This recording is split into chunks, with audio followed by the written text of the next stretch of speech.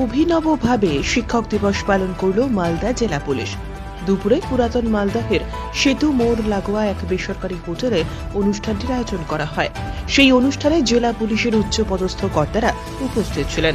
এদিনের অনুষ্ঠানে ইংরেজবাজার ও পুরাতন মালদা শহরের প্রবীণ নাগরিকদের জন্য প্রণাম প্রকল্প চালু করল পুলিশ। সেই প্রকল্পে দুই শহরের 105 জন উপভোক্তা রয়েছেন।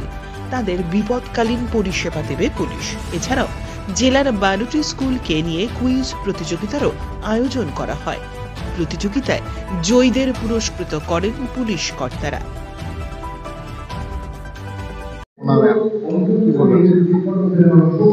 আমরা একটা মালদা ডিস্ট্রিক্টের জন্য একটা inter school quiz competition start করেছিলাম অগস্ট মাসে।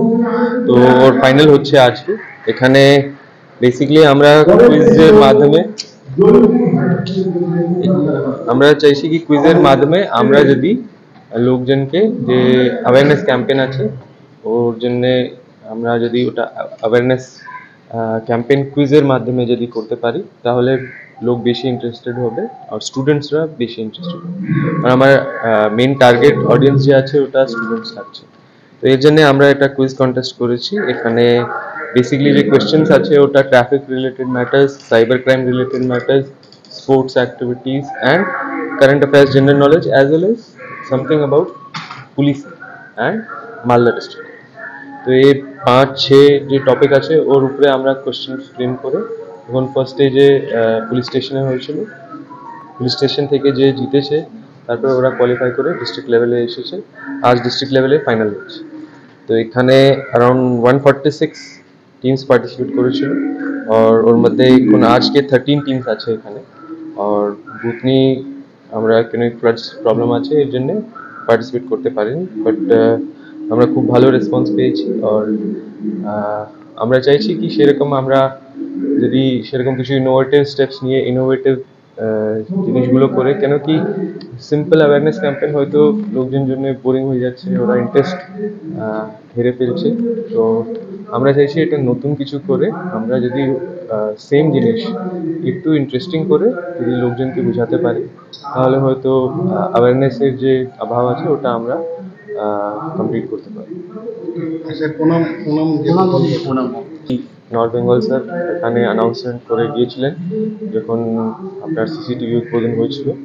তারপর থেকে আমরা চেষ্টা করছি যে আমরা আনঅফিশিয়ালি যে আছে ওটা এখনো চলছে কাজ, কিন্তু এখন যে ফর্মাল ওপেনিং আছে ওটা আমরা আজকে রেখেছি। এখানে আমরা 105 প্রণাম মেম্বার্স আমরা রেকগনাইজ করেছি মালদা অ্যান্ড ইংলিশ বাজার পিএস এরিয়াতে। ওখানে আজকে আমরা একটু मतलब सिंबॉलिक तौर पे हम लोग 20 প্রণাম মেম্বার্স কে আমরা আইডি কার্ড দেব। প্রণাম একটা প্রোগ্রাম আছে যেখানে আমরা সিনিয়র সিটিজেন কাছে পৌঁছে যাচ্ছি, কেন কি ওনার কিছু স্পেশাল রিকোয়ারমেন্টস থাকে যেখানে ওনার হয়তো রিলেটিভস এখানে থাকছে না या মেয়ে ছেলে ওরা এখানে থাকছে না। তো ওনার मतलब ওল্ড এজ জন্য ওনার অনেক হেলথ প্রবলেমস আর অনেক রিকোয়ারমেন্টস থাকে, এটাকে কভার করার জন্য আর এটা community contact community policing initiative জন্য আমরা এটা করছি। এখানে আমরা স্টার্টিং করছি একটু medical checkup and I checkup ক্যাম্পে। তো ওটা আমরা ফার্দার ডেট দেবো কবে হবে।